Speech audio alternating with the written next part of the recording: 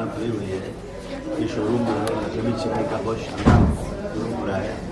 मुझे लगता है कि मुंबई के लोगों के लिए बहुत बड़ा तोहफा है ये। जो लोग लखनऊ जाते थे खरीदने के लिए, उनको खुद मुंबई के अंदर इस कोलाबा में ताज के बगल में इतनी शानदार जो शोरूम का बना हुआ है, तो मुझे उम्मीद है कि बहुत लोगों को खुशी इस बात की होगी। और मैं बहुत ही मुबारकबाद देता हूँ। बहुत सारे डिज़ाइन के आज फैशनेबल कपड़े यहाँ पर हैं।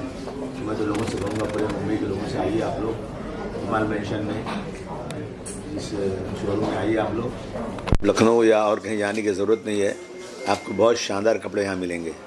किस तरह का बॉन्ड शेयर करते हैं आप के साथ उस बारे में अगर कुछ शेयर करें? नहीं, देखिए भाई, मैं शेयर की मतलब मुबारकबाद दूंगा इनको। बहुत अच्छे कपड़े बने हुए, देखिए आपके कपड़े देखिए कितने शानदार इन्होंने पहने हैं। ये इन्हीं का मैन्युफैक्चर किया हुआ है।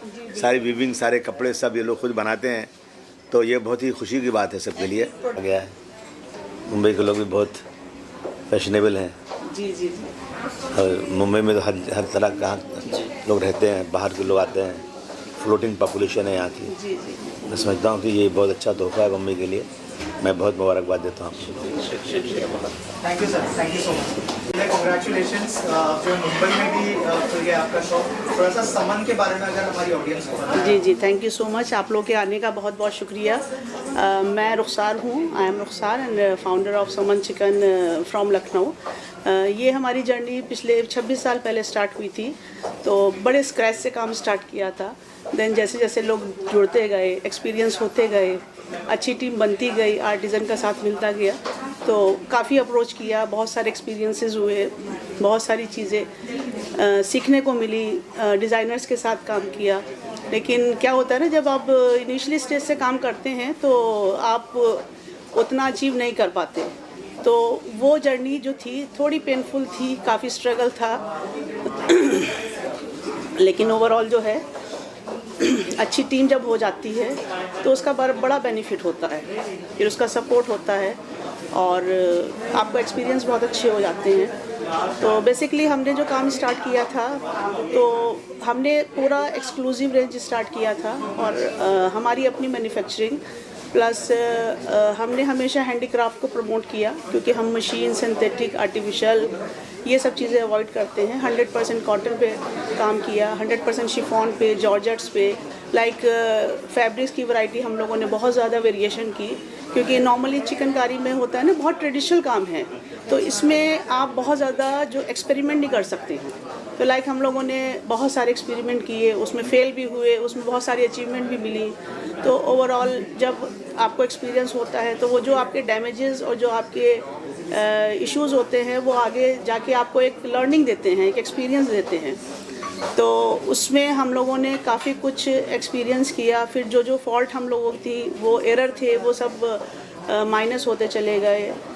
क्वालिटी कंट्रोल किया, फैब्रिक में वेरिएशन की, फ्यूजन किया। चिकनकारी में आप बहुत ज़्यादा फ्यूजन नहीं कर सकते हैं, क्योंकि प्रोसेस बहुत लंबे हैं। इसमें 10 to 12 प्रोसेस होते हैं जो आप इन हाउस नहीं करा सकते हैं। हाँ, इसका जो सबसे वर्स्ट पार्ट है वॉशिंग है, जो केमिकल ट्रीट से होता है, उसमें डैमेजेस के बहुत चांसेस हो जाते हैं। तो उसमें हम लोगों ने बहुत कंट्रोल किया कि देखिए, आप कोई भी प्रोडक्शन कर रहे हैं, अगर डैमेजेस उसमें ज़्यादा आ रहे हैं तो ऑब्वियस ही बात है आपको लॉसेस होंगे। तो उसमें बहुत सारे एक्सपीरियंस हम लोगों को हुए।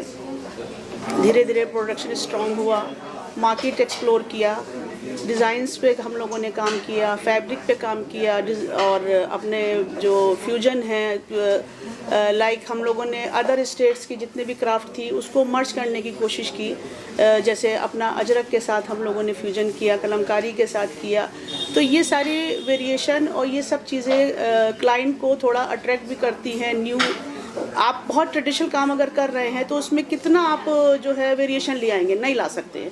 और उसके अपार्ट जो चीज़ें हैं कि इतना उसमें प्रोसेस लंबा होता है, तो आप उस चीज़ को जो है नहीं, उसमें एक जो ट्रेडिशनल चलता आ रहा है कि वॉयल पे बनना है, मल पे बनना है, प्लेन बनना है, तो आज भी मार्केट उसी पे मूव कर रही है। हाँ, चंद लोग हैं जो एक्सक्लूसिव कर रहे हैं और उसमें वेरिएशन डाल रहे हैं, तो वो काम हम लोगों ने बखूबी किया। एक सबसे बड़ा टारगेट मेरा ये था कि जो बहुत अच्छा चिकनकारी है, हैंडक्राफ्ट जितना भी अपना आइटम बनता है, तो या तो वो हाई एंड डिज़ाइनर्स या हाई एंड स्टोर्स, उसको एक बजट में लाना, उसको कंफर्टेबल जोन देना, उसको कलर्स वाइज, चॉइस वाइज। देखिए, आप कोई भी काम करते हैं, जब तक आपकी अपनी चॉइस अच्छी नहीं होती है, आपके अपने थॉट अच्छे नहीं होते, तो आप उस चीज़ को प्रैक्टिकली नहीं उतार सकते हैं। तो उस पर बहुत वर्क किया हम लोगों ने कि उस चीज़ को, क्योंकि आजकल इतना फास्ट मूविंग फैशन है कि लाइक आप हर टाइम जो है आप हाई एंड पे नहीं जा सकते हैं, हर टाइम आप हाई एंड डिज़ाइनर्स के पास नहीं जा सकते हैं।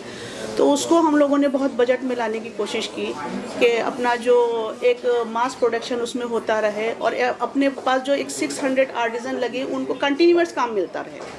देखिए, आप एक पीस बना के शेल्फ लाइफ दे दें, वो कोई लॉजिक नहीं होता है। मेरा एजेंडा शुरू से ये रहा कि मेरे पास जितने आर्टिज़न हैं उनको कंटिन्यूअस काम मिलता रहे, उनका फ्रीक्वेंसी रहे, उनको कभी बैठना नहीं पड़े। अदरवाइज़ क्या होता है, नॉर्मली आपने कुछ प्रोडक्शन कराया, उसमें फिर आप स्टक हो गए, वो आपको मार्केट नहीं इतना अच्छा रिस्पांस मिल पाया। तो वो चीज़ें हम लोगों ने काफ़ी फेस किया, उसको फिर धीरे धीरे एक्सप्लोर किया कि क्लाइंट को क्या चाहिए है। क्योंकि देखिए, मैं एज अ लेडी मुझे मालूम है कि कंफर्ट क्या चीज़ होती है। तो फैशन आप जब करते हैं उसमें अगर कंफर्ट नहीं है तो आप हार्डली 1-2 बार उस ब्रांड को यूज़ करेंगे या उसके तरफ जाएंगे, अदरवाइज़ आप अवॉइड करने लगेंगे। लेकिन जब आप उसमें एक कंफर्ट डाल देते हैं, एक फ़ील अच्छा डाल देते हैं कि डिज़ाइन के साथ, वैरायटी के साथ और क्वालिटी के साथ, कंफर्ट के साथ जब आप प्रोडक्ट कोई लॉन्च करते हैं तो ऑब्वियस सी बात है, लोग उसको अप्रिशिएट भी करते हैं, उसका रिस्पांस भी अच्छा आता है। तो उस चीज़ पे मैंने बहुत काम किया है। एज ए लेडी कोई भी सैंपल होता है, पहले मैं उसको खुद ट्राई करती हूँ। इनफैक्ट मुझे कोई कट या कोई फिनिश नहीं पसंद आती है तो मैं उसको 10 बार रिजेक्ट करती हूँ। देन उसके बाद जब बिल्कुल परफेक्ट हो जाता है तब फिर मैं उसको अपने प्रोडक्शन में तब मैं उसको स्टार्ट कराती हूँ। क्योंकि क्या होता है ना कि अभी आपको आइडिया नहीं कंफर्ट क्या चीज़ है, तो आपने लॉन्च कर दिया, वो प्रैक्टिकल चीज़ नहीं है। अब आप फैशन के साथ प्रैक्टिकलिटी दे रहे हैं, कंफर्ट दे रहे हैं, तो ऑब्वियस सी बात है उसमें बहुत ज़्यादा एप्रिसिएशन भी मिलता है और फिर आपके पास रिपीट क्लाइंट भी आता है। तो वो सब चीज़ों पे काम किया, प्लस क्वालिटी हम लोगों ने बहुत कंट्रोल करके किया कि क्वालिटी ख़राब नहीं होनी चाहिए, बजट में एक अच्छा बजट होना चाहिए। हाई एंड पे गए हैं तो उसको ओवरऑल बहुत अच्छी फिनिशिंग के साथ पूरा बिल्कुल एक्सक्लूसिव।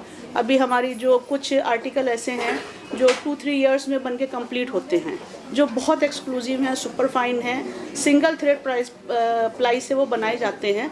तो उसकी एक साड़ी या एक ड्रेस की जो ड्यूरेशन होती है, जो हमारा बनता है, उसमें 2-3 इयर्स लग जाते हैं। मतलब इतना हम लोगों को वेट करना पड़ता है एक अच्छे प्रोडक्ट के लिए, तब जाके हम उसको सर्व करते हैं क्लाइंट के लिए। अदरवाइज़ ऐसा नहीं है कि मशीन में डाला है, आपने इधर डाला, इमीडिएट बन के निकल गया है, वो सिनेरियो नहीं है। इसमें बहुत टाइम टेकिंग वर्क है, बहुत टाइम लगाना पड़ता है, पेशेंस रखने पड़ते हैं एक अच्छे प्रोडक्ट के लिए।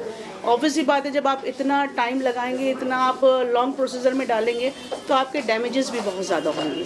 तो उसमें वो भी बेयर करने पड़ते हैं कि हमें अपने क्लाइंट को एक अच्छी चीज़ प्रोवाइड करानी है, कंफर्ट के साथ करानी है और फैशन के साथ करानी है कि जो आपका लेटेस्ट चल रहा है, जो मार्केट के अकॉर्डिंग चल रहा है, जो टाइम के अकॉर्डिंग, वेदर के अकॉर्डिंग। अभी जैसे मुंबई के लिए हम लोगों ने प्लान किया तो यहाँ पे मौसम के लिहाज से देखा जाए तो बहुत गर्मी है, बहुत ज़्यादा वेदर है, तो उसमें हम लोगों ने कॉटन प्रेफर किया है, शिफॉन्स है, जॉर्जेट्स हैं, तो सिल्क थोड़ा अवॉइड किया है, यहाँ पे टसर अवॉइड किया है कि मॉइस्चर होता है।